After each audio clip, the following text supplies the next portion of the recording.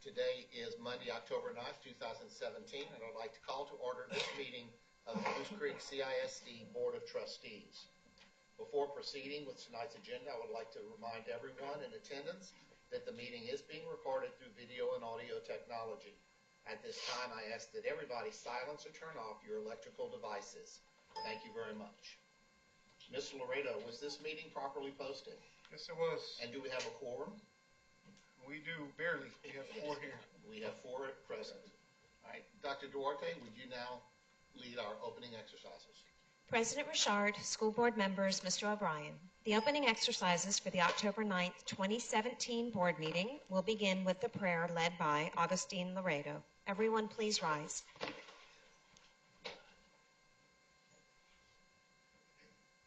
Dear Lord, thank you for allowing us to be here on another Monday afternoon. We ask you that you please help us and guide us by making good decisions tonight that would affect our students, our teachers, our parents, and our administrators. We ask you to watch over our country in trying times. We ask you to watch over our military that are overseas and the ones here in the United States that are taking care of our freedoms. We ask this all in your name. Amen. The pledges will be led by Jordan Gwaltney and Kylie Gwaltney. I pledge allegiance to the flag of the United States of America and to the republic for which it stands, one nation, under God, indivisible, with liberty and justice for all. Honor the Texas flag. I pledge allegiance to Texas, one state, under God, one and indivisible. You may be seated. Tonight, Renee Dillon, CTE Director, will be recognizing our CTE students who have received the distinction of obtaining a Lone Star degree or an American degree. Renee?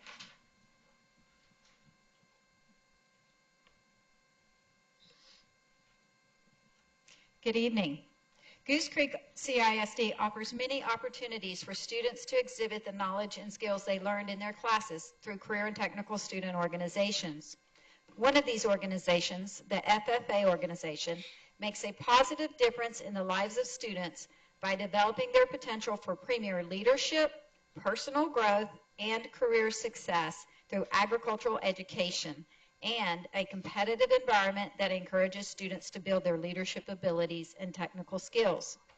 Agriculture education prepares students for successful careers in the global agriculture, food, fiber, and natural resources systems. FFA members earn degrees as they progress through phases of their leadership, academic, and career skills development. Students begin with earning the Discovery degree in junior high, and their Green Hand and Chapter degree in high school, which are awarded at their annual campus FFA banquets. Only the top members of the Texas State FFA Association, however, are awarded the Lone Star degree. Goose Creek Memorial High School students, Kylie and Jordan Gwaltney, along with Allison Stevenson, who is away at college, are to be applauded for earning their Lone Star degree this past summer. Girls?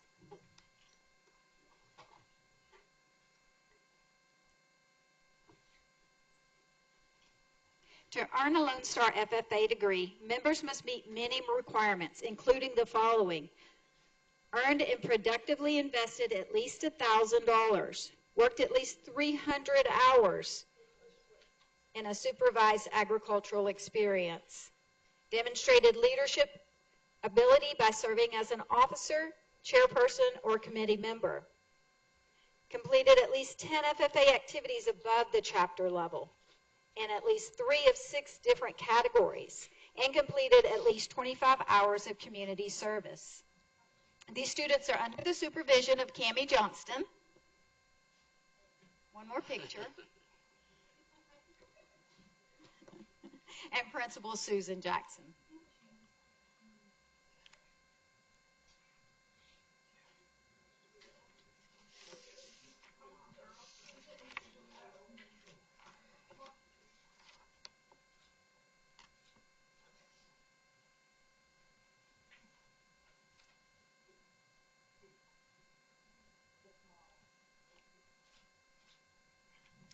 Out of those who earn the Lone Star degree, very few go on to earn the highest FFA honor, the American degree, awarded by the National FFA organization, which requires more hours of work on projects, greater productive investment of funds, and even more community service. Although they are unable to attend tonight, the CT department is now proud to announce that 2 GCM graduates, Michaela Organ and Riley Latham, will be awarded their American degree at the end of this month at the National FFA Convention. These are the first GCCISD students in 7 years to achieve this honor. So we want to challenge these two now that they've finished their Lone Star degree to be back next year with their American degree.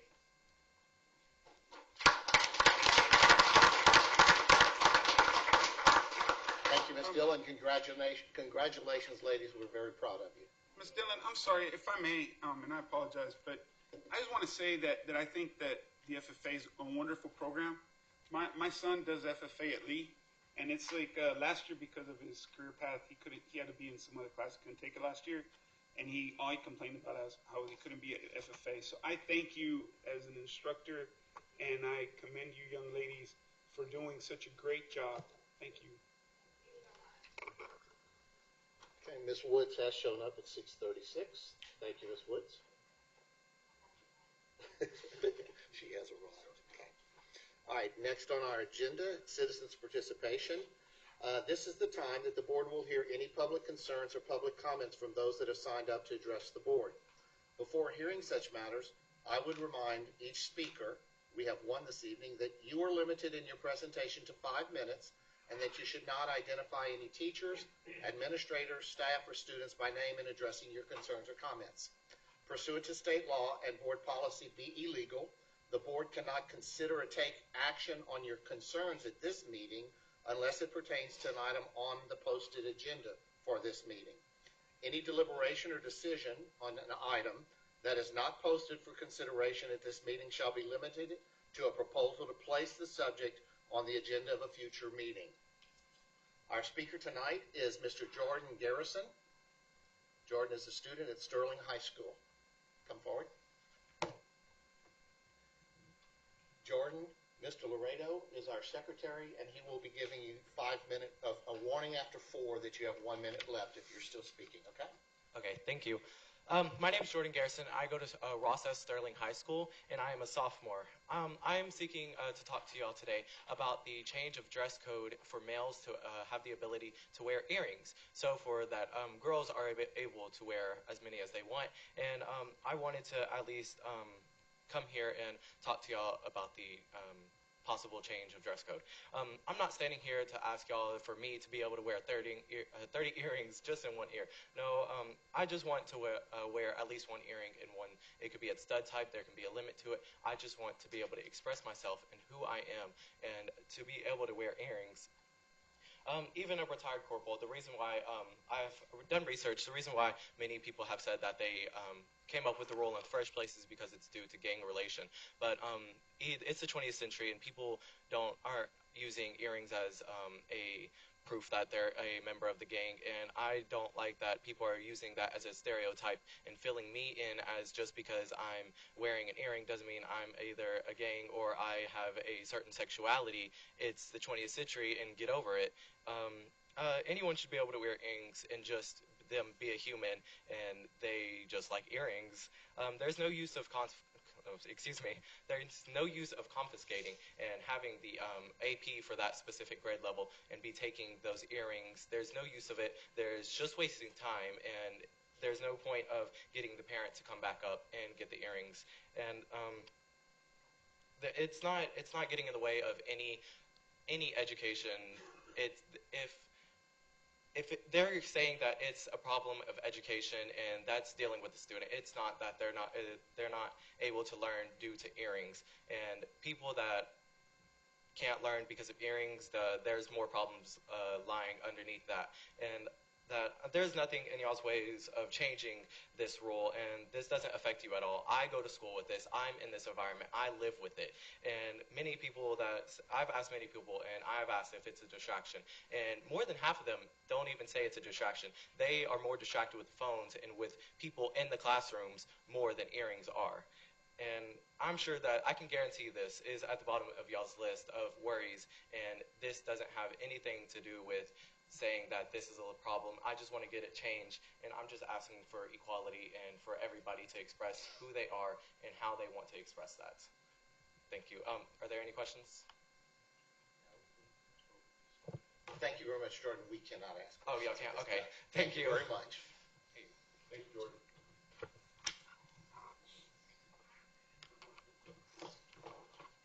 Next item on our agenda, item number 5, approval of minutes from September 25th, 2017.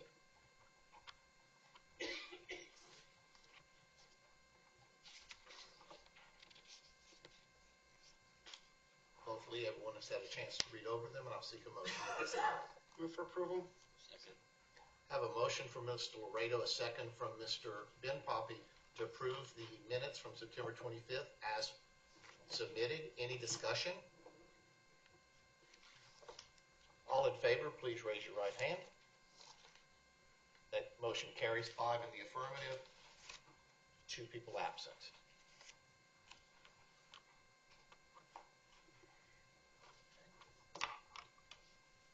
Moving on to action item 6A, consideration of district and campus improvement plans. We received this under separate cover. I'll call Dr. Duarte for a brief presentation.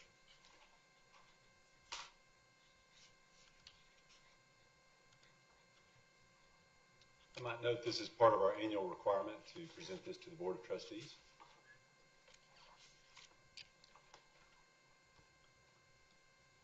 There it is. Magic. Okay. So we have posted online for our board to review the campus and district improvement plans, which is a state requirement. We have 8 goals that are consistent for the district and campuses that we address initiatives and activities that are going on our campuses. Our focus is on increasing student achievement, providing a well-balanced and appropriate curriculum, enhanced and dropout prevention efforts, providing and maintaining a safe, positive learning environment. We will recruit, develop, and retain highly qualified and highly effective personnel, and we will establish and maintain parental and community partnerships, and we will provide the technology, infrastructure, and tools to maximize student achievement. So as you've gone through the plans, you're going to see that consistency across the district. Our timeline is, at the end of the year, our campuses complete a comprehensive needs assessment in order to drive the DIP and the CIPs. And so they look at accountability data, they look at teacher surveys, parent surveys, we've got student surveys. They'll look at Review 360 discipline data. And from that data and that needs assessment, that drives the development of their district and campus plans. The district improvement plans are submitted to our program directors for review. And our completed DIP, which is developed, reviewed, and approved by our ILC, occurred on September 21st, 2017. And our completed CIP, which is developed, reviewed, and approved by their instructional leadership teams, are then submitted to the AEDs for review. We submit those to the board tonight. Upon approval, we will have them posted to the website on October 13th. Some of the initiatives at the district level, I'm going to share 2 with the board from the plan. The first one is what we call our Focused 5. And these are 5 campuses that have been selected to provide supplemental intervention support through a 3-tiered system. And this model is structured to use problem-solving processes to help our campuses determine the levels of the multi-tiered systems of support that is needed. So this is really focusing on effective and efficient interventions to address the social behavior needs of each campus. So we're focusing on behavior, which then ultimately impacts academics. We need our students in the classroom to learn, and so this is some of the interventions that we are going to put in place at 5 schools that were selected. The next district initiative that I'd like to talk about is our Instructional Rounds.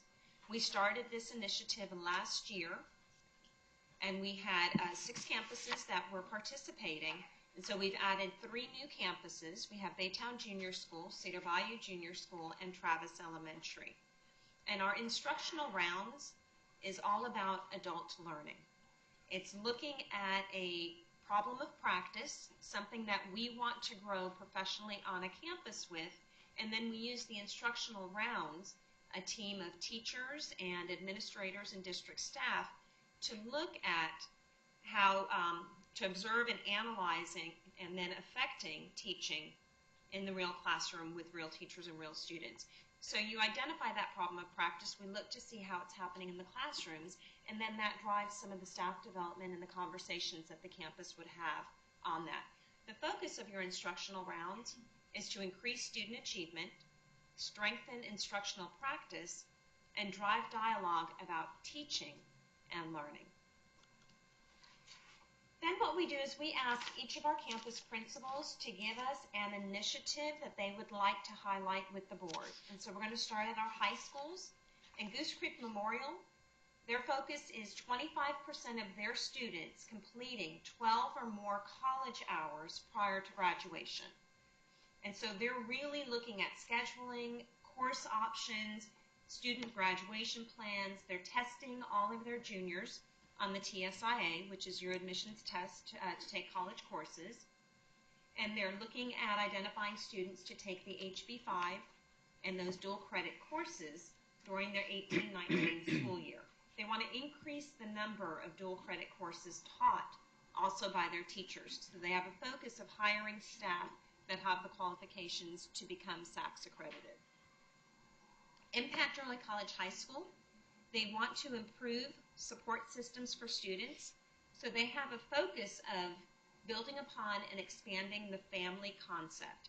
They want to enhance peer-to-peer relationships, and they want to be able to reinforce positive student-student and student-teacher relationships. With it being such a small campus, they want to make sure that they have that support system built in for the students.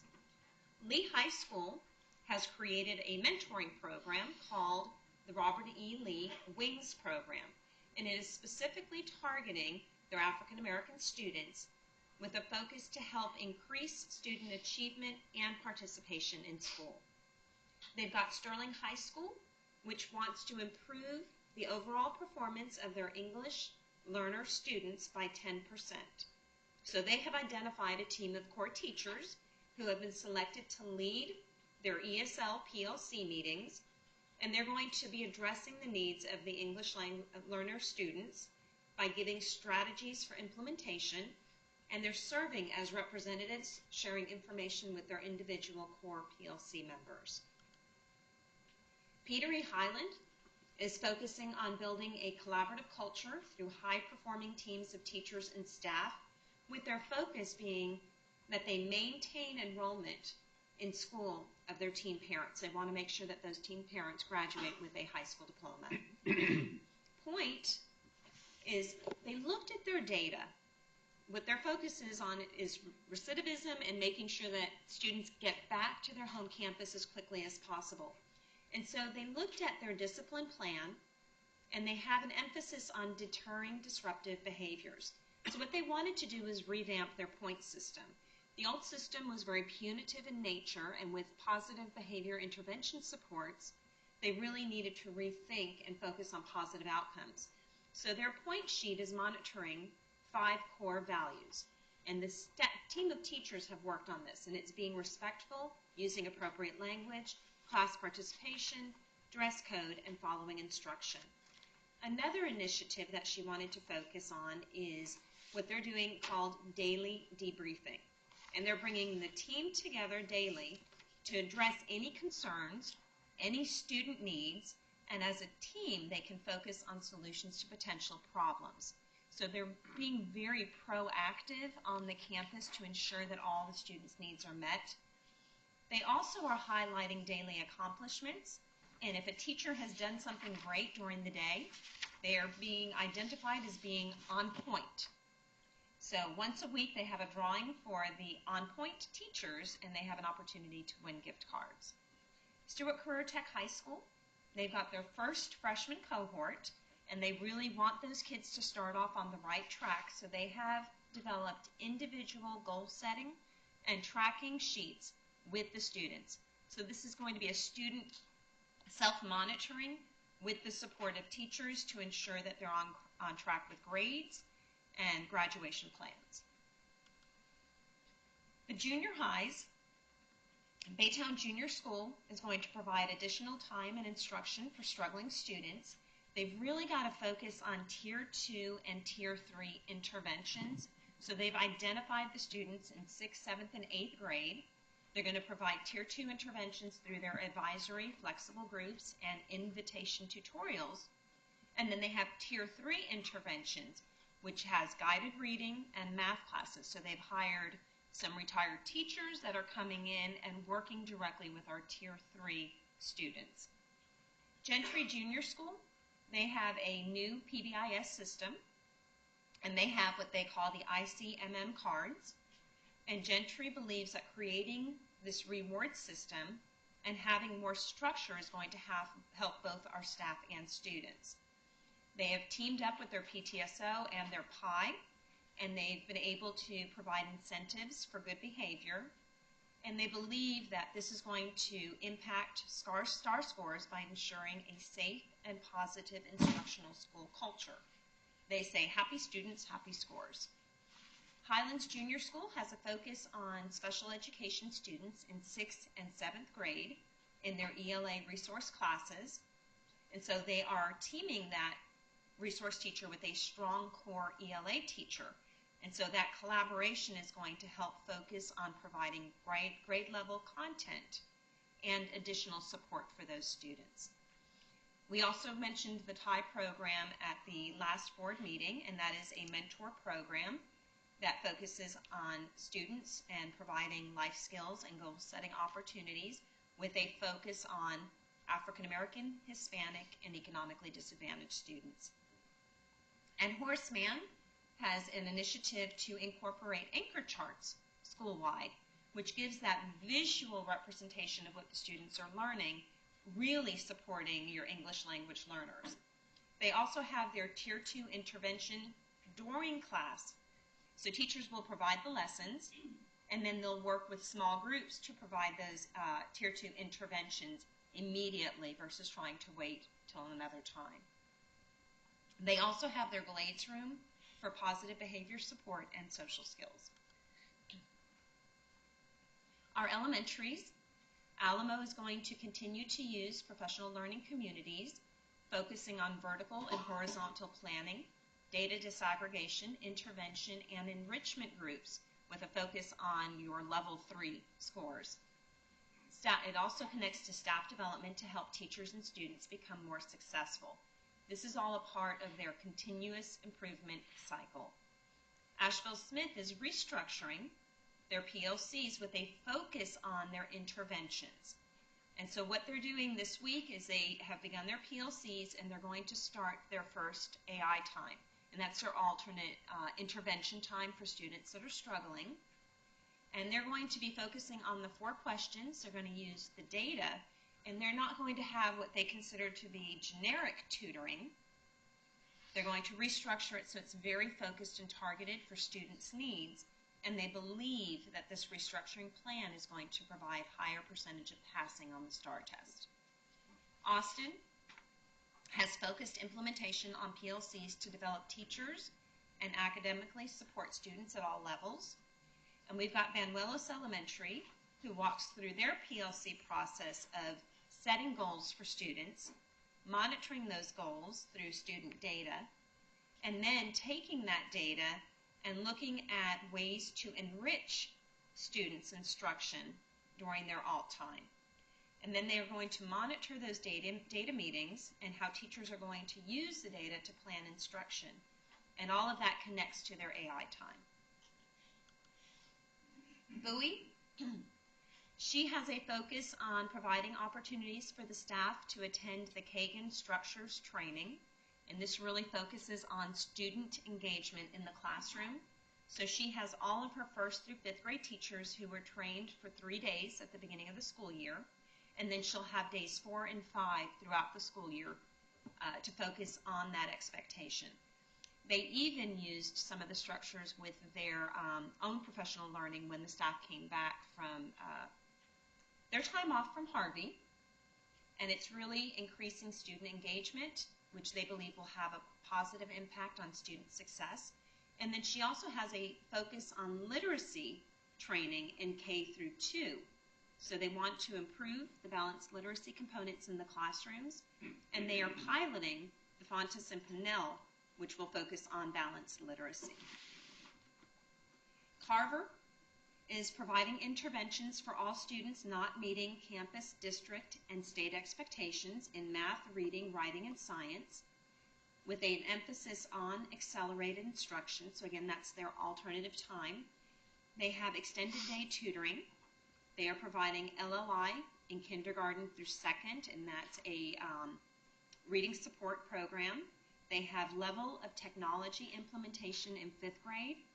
They're using SIOP, which is sheltered instruction, and they have instructional specialist support.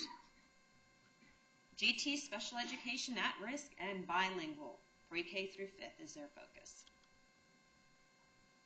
Clark is setting up their schedule to provide in-school tutorials for writing, math, and science camps for students.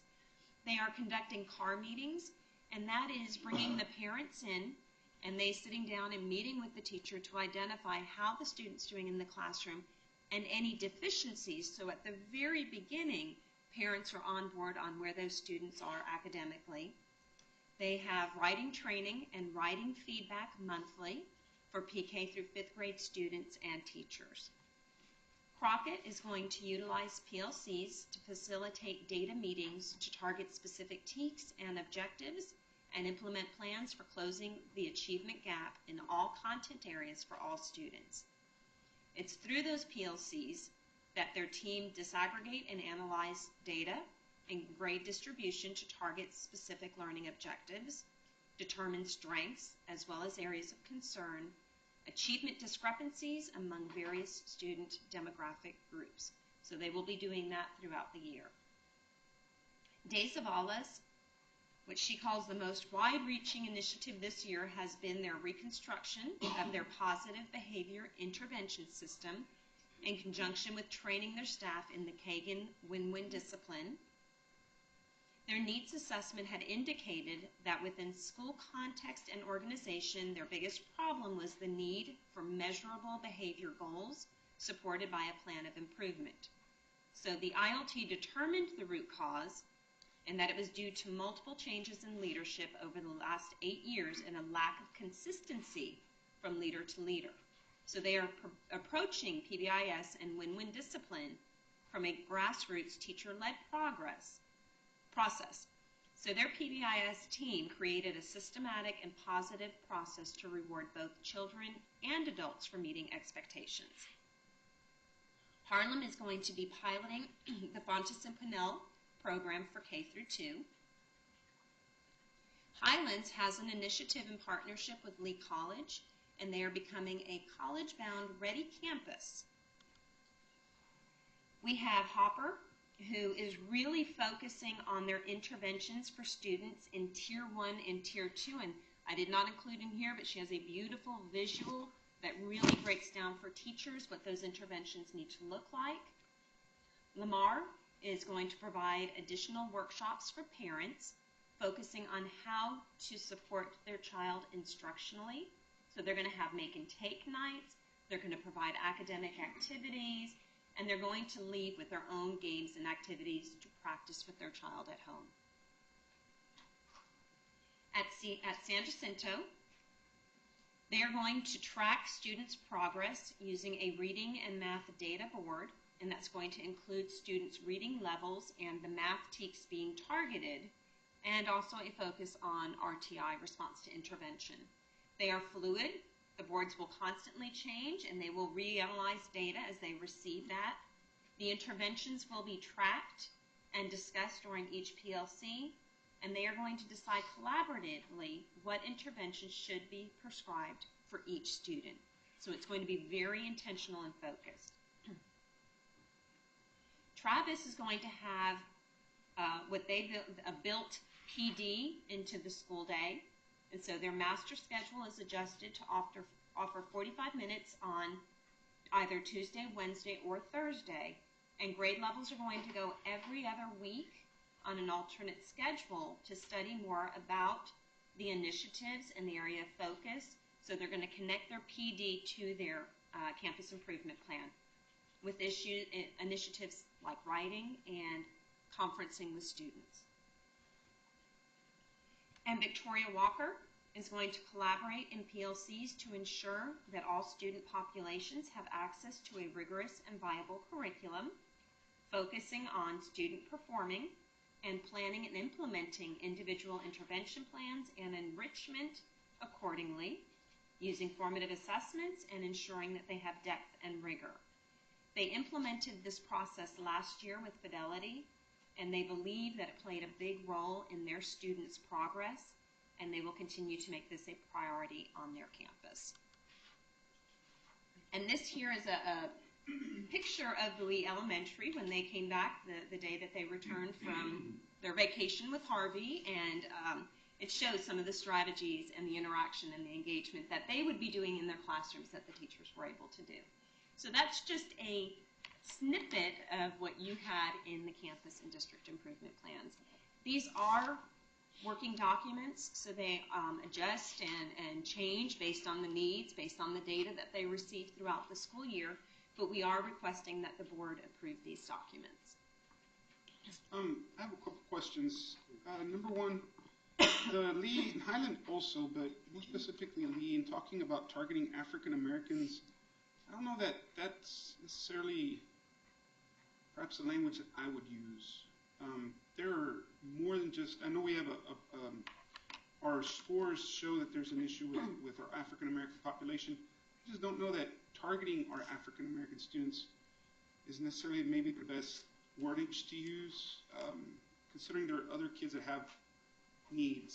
So the state requires in our system safeguards that wherever they don't meet that expected level that we talked about at the last board meeting, that they have to address those student populations in their plans. And so he may have African American and special ed and English learners. He's highlighting just one of those groups, but within the plan he has to address what is he going to do for those sub-pops that they did not meet the state expectation. So that is a requirement by the state that we do that. So every school has something that targets specifically? Correct. Okay. And these are just samples that Right. we use for each campus that may have pages and pages. Yeah, because the other thing is did they pick these highlights? They picked the highlights. Okay, because the other thing is I see our POCs are seem to be like the catchphrase of the year or of the last 2 years. And there's a lot of them that talk about basically, it's a very generic highlight and saying we're going to use PLCs to find this and that. I'll tell you that I liked the way that Carver and Bowie gave the examples. If you can go to one of those. Bowie was more very specific in their highlight of what they're going to do to help the kids. I mean, I'm not, we have discussions about staff development, but at least they're making, I think they use PLC too, right? But they're using a little bit more specific of what they're going to do to address their issues. Same thing with Carver, which is on the same page. They're using very specific, they're using something other than just the generic, let's go to PLC. And I don't know if they're saying that. Maybe they didn't know every other campus was going to use PLC in their highlight. And they but don't. It seems very generic that everybody is so focused on PLC.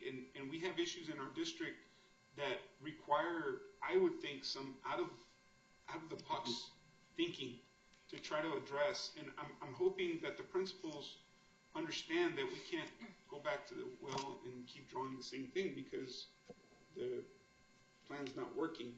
So I would just challenge our principals and to maybe look at something like what Bowie and Carver have, and there's some other ones, but those are the ones that really stood out. Especially Carver. I really liked the way Carver, they had specific examples of programs like the silent model. I think that's a very good model to work with kids and getting them to bring each other up. And I would challenge our principals to maybe look at stuff like that to make them cognizant that we can't just keep going to the same thing over and over. We have to do something different? So I can tell you probably every campus improvement plan or action plan talks about sheltered instruction, especially because every campus pretty much has to address our English language learners. That's a good program that works. That's a good program that works not just for our ESL students. So those are very good Yes. strategies that work for all students to improve their understanding of any subject matter. Right. My question is, that little island with that one little palm tree called Harlem, that they had a one-line statement, and it doesn't sound like any creativity that they're trying to do for the students that they have there, and I'm concerned with that.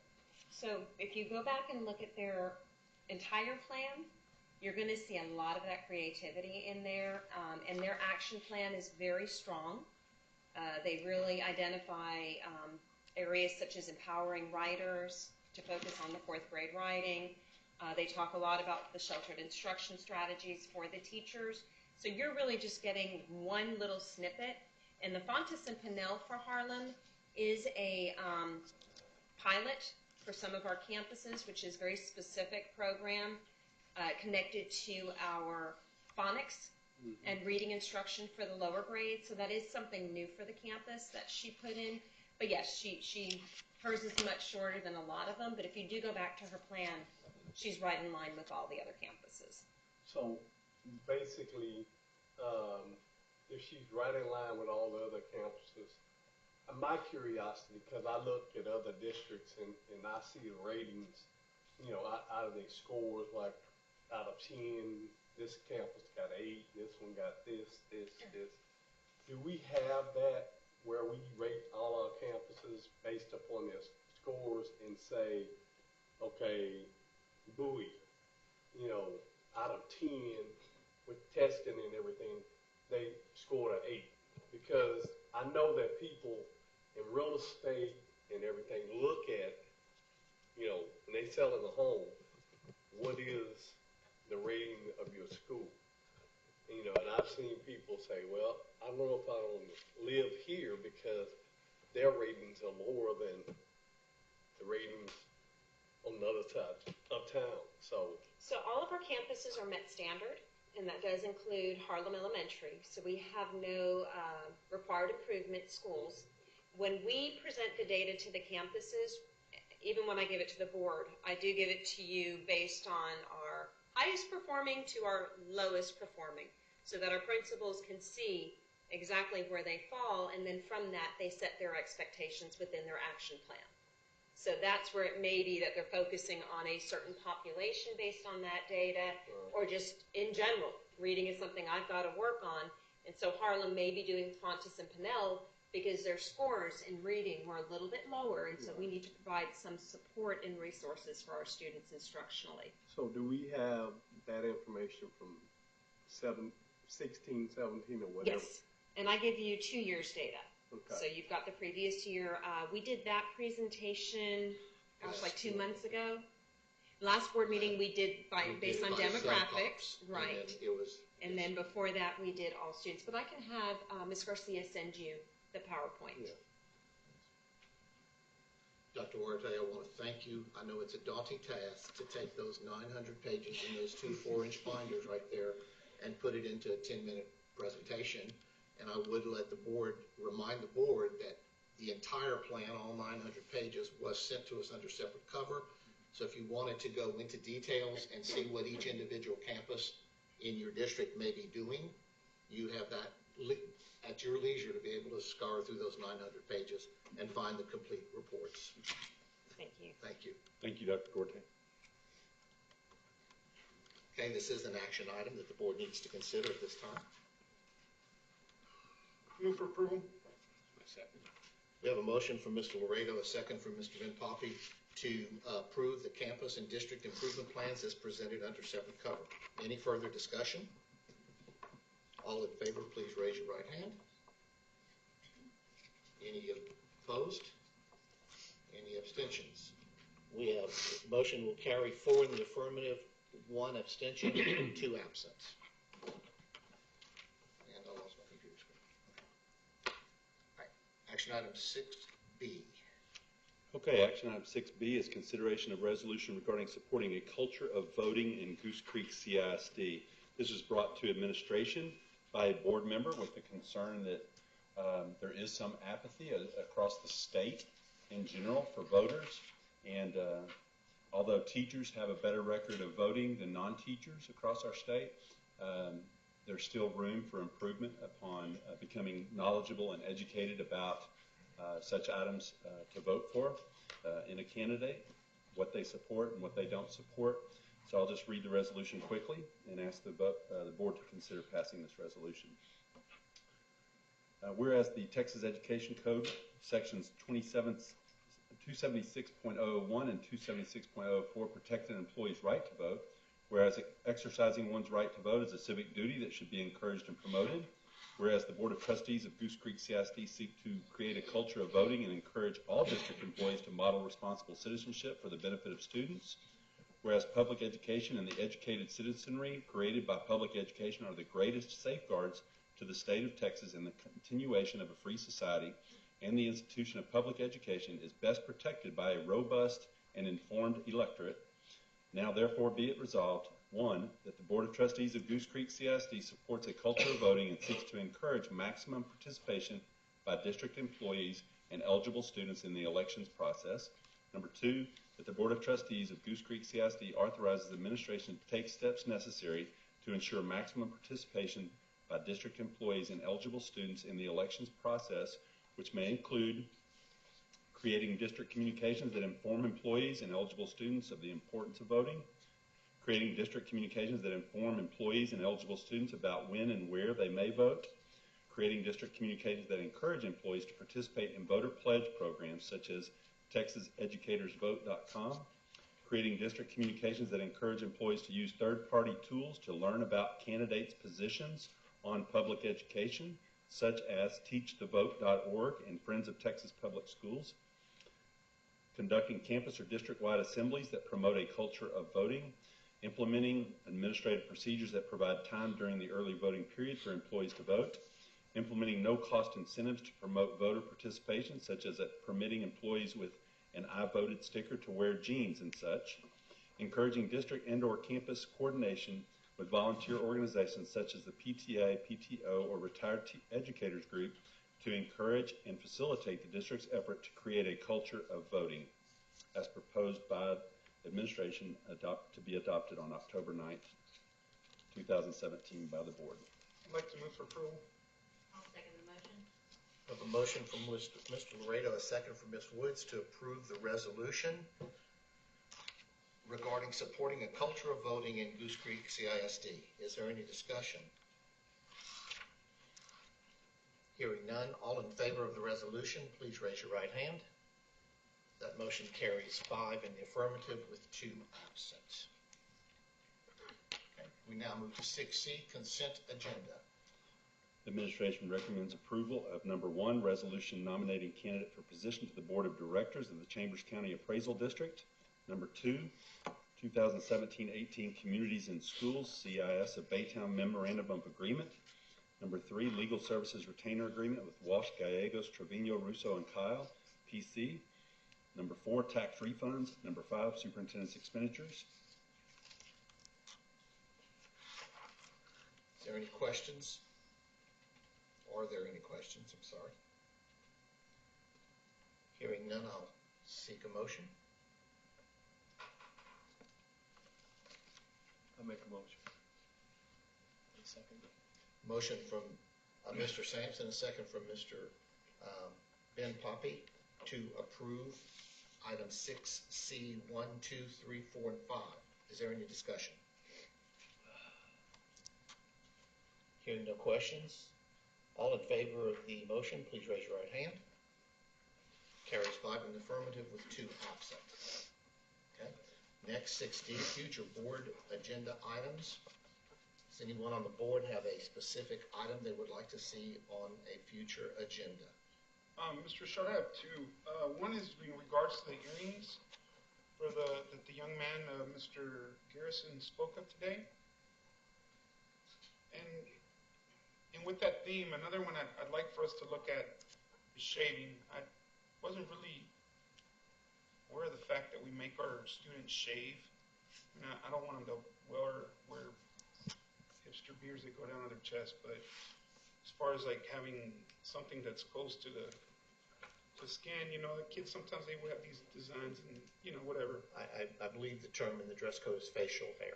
Yeah, I don't have a problem with facial hair. What I do have a problem is kids, and in speaking with administrators in our district in the last few weeks, they've been kind of, when I asked about earrings, they were going to say that and shaving.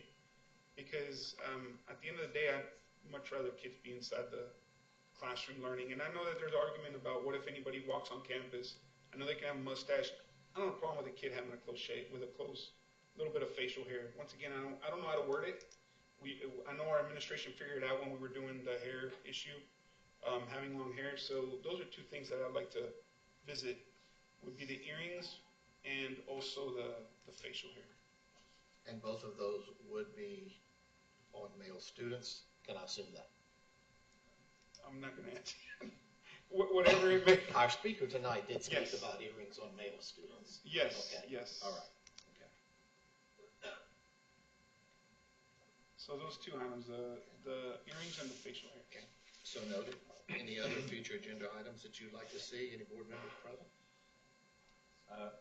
Just for clarification, I'd like to move forward with a decision on those two items, as we currently have the student code of conduct, not the code of conduct, student dress code, with executive council at the moment, pending a few edits. And if we could get a decision on that quickly, we can include those decisions within the edits before the I understand. dress code goes out. I understand that, but we have already approved the student code of conduct and the dress code as inside the student handbook. That's been done. And we talked that night that any amendments we could bring in a future meeting. Yes, sir. And that's what he's asking. We cannot address that tonight. Right. It is not on the agenda. So he's asking for us to put this on the next agenda, and I so noted that we will be voting on it at the next meeting. Okay. We will need a recommendation from the administration. Okay. Okay. Any others? Okay. Just research. Board trainings? Anybody aware of any board trainings coming up? When are we getting our legislative update? Well, we had the opportunity at Region 4 a couple of weeks ago. I got mine. It was also offered this past weekend. No, we usually have one here at the district. We do. I thought it was in December. It's already scheduled? Thank All right, you. thank you very much. Okay. Does that mean I don't have to be there if I You have already to have be mine? there. Cool, Nope, you don't. cool. Okay. You want that extra credit, man. Come on. I don't think they'll let me double dip on the credits up, but thank you. You can audit. Okay. D3 board meetings, I would like everyone to pull out their calendar. I would like to schedule a November board workshop. At our last workshop, we had 2 items on the agenda. One of them, I think we came away with directions of where the district was going to go regarding junior high.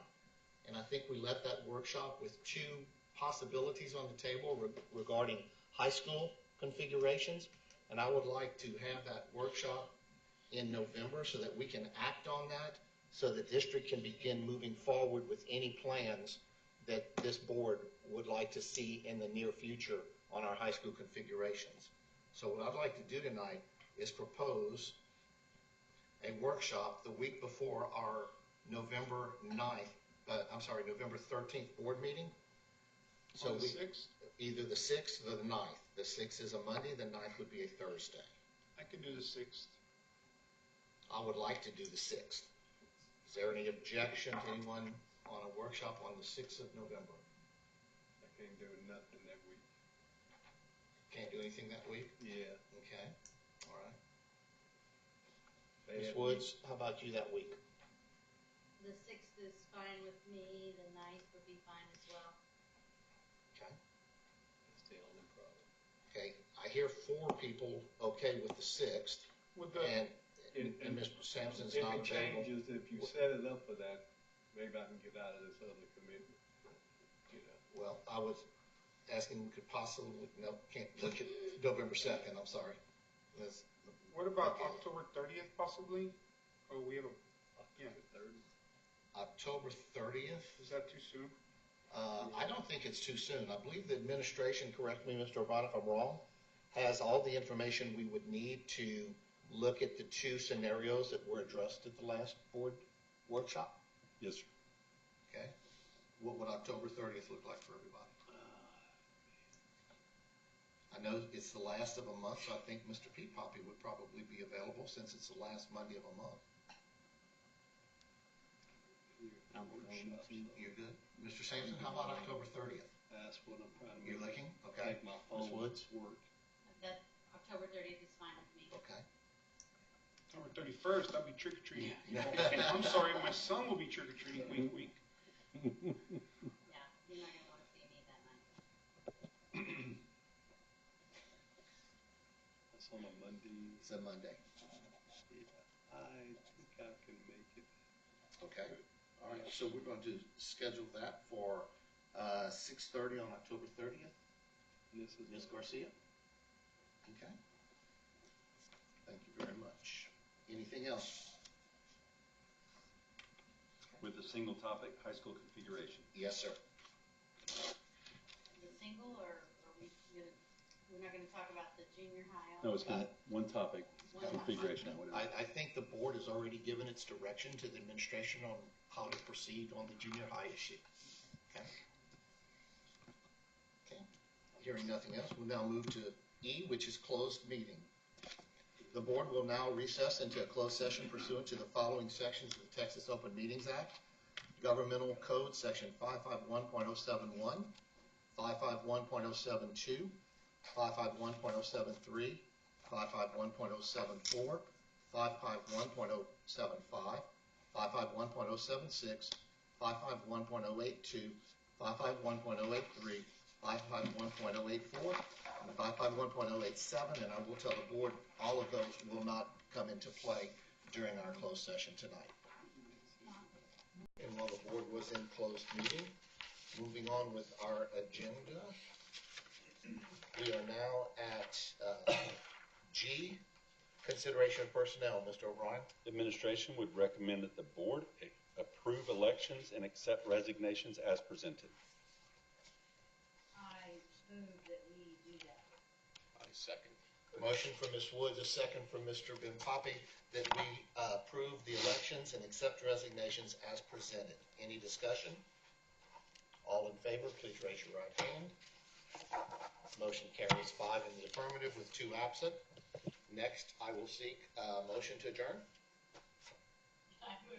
I have Mr. Sampson, a motion to adjourn, a second from Ms. Woods. Any discussion? All in favor, raise your right hand. 8:13, we are adjourned.